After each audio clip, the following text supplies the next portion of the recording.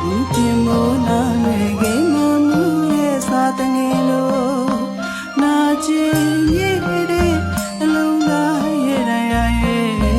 ခုတစရာစီကမရှိတော့ဝေဒနာမွေးစားရင်နဲ့သူမမြင်ရအဝေးကနေ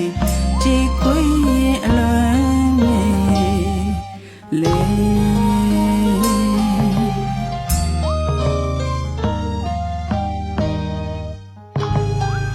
ကြည့်တော့မှာဘူးကြောက်ပါတယ်ချစ်ခဲ့မိတာကိုပဲပြစ်တဲ့နဲ့မှားပါတယ်ချစ်ရဲ့ကွယ်